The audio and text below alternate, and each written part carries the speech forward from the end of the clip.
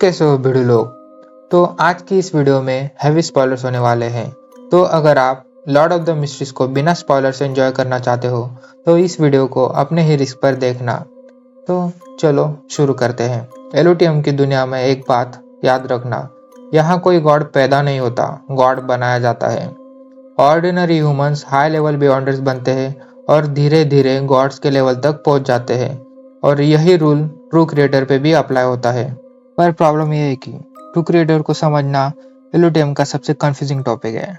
इसीलिए आज की इस वीडियो में हम एलोटियम के लोर को बिल्कुल बिगिनिंग से समझेंगे, ताकि आप क्लियरली समझ सको कि ट्रू क्रिएटर और ओरिजिनल क्रिएटर के बीच में असली डिफरेंस क्या है।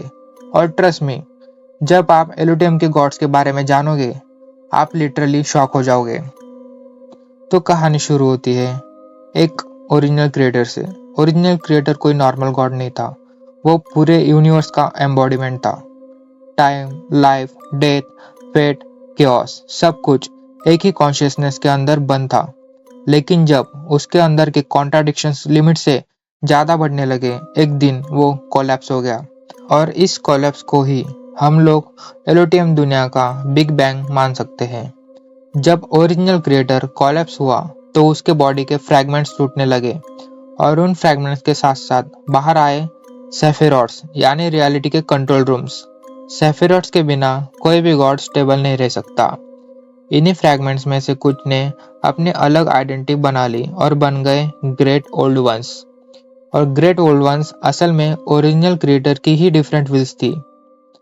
अब सिंपल लैंग्वेज में समझो, ओरिजिनल क्रिएटर टूट गया, उसके ऑर्गन्स यानी सेफिरॉट्स बन गए, और जैसे हमारा ब्रेन ऑर्गन्स को कंट्रोल करता है, वैसे ही great old ones different personalities बनकर इन सेफिरॉट्स को कंट्रोल करते हैं।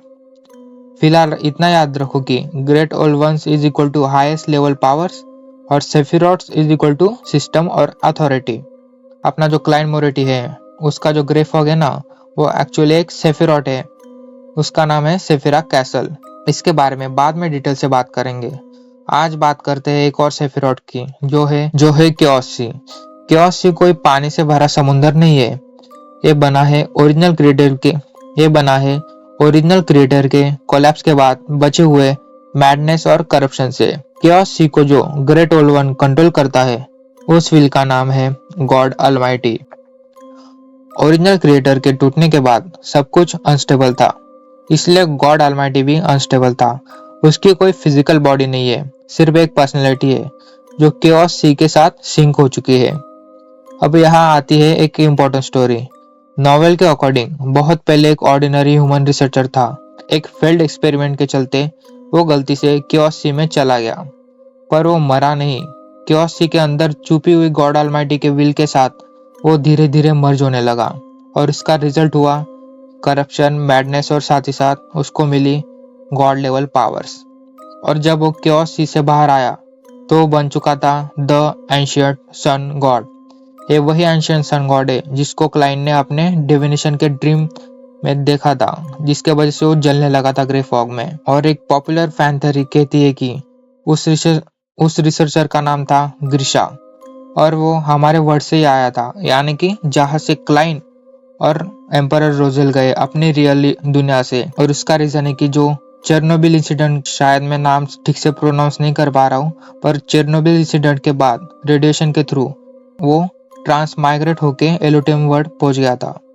बट याद रहे, ये सिर्फ एक फैन थ्योरी है। नॉवेल में इसका कोई कंफर्मेशन नहीं दिया गया है। एंशिएंट सन गॉड के अंदर गॉड अलमाइटी की विल और ज्यादा स्ट्रांग हो जाती रही, और फिर हम देखते कि एंशिएंट सन गॉड के अंदर गॉड अलमाइटी की विल और ज्यादा स्ट्रांग होती जा रही थी।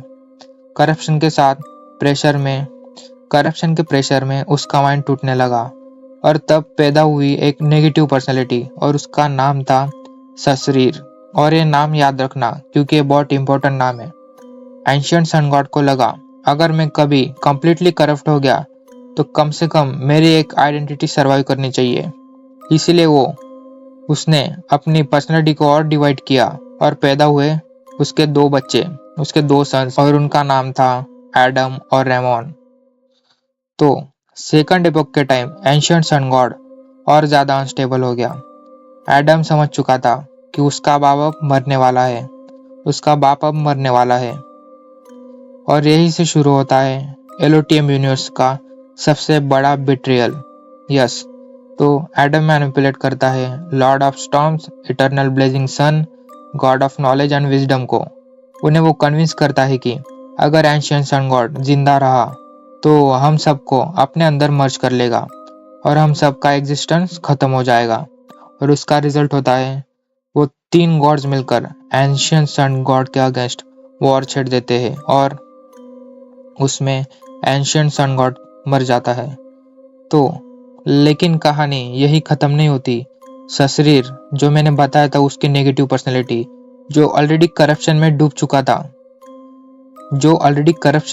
चुका था वही से जन्म लेता है the true creator. True creator कोई नॉर्मल गॉड नहीं है, वो है एंशिएंट सन गॉड की डेड बॉडी और उसकी कंप्लीटली करप्टेड कॉन्शियसनेस।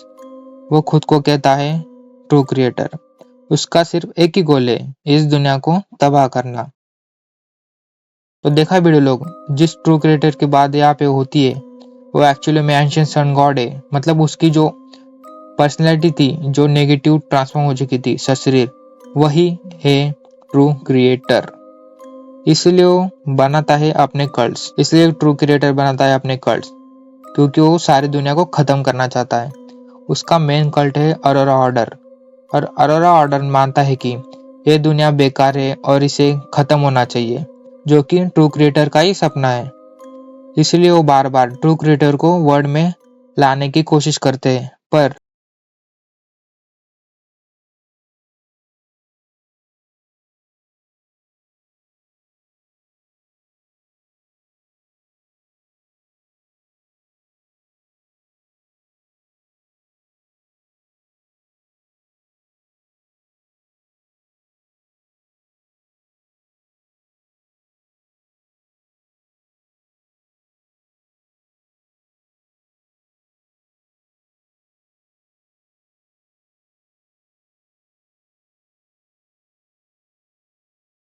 आखिर में उनके सामने जो खड़ा होता है वो है क्लाइंट मोराटी, जो हर बार ट्रू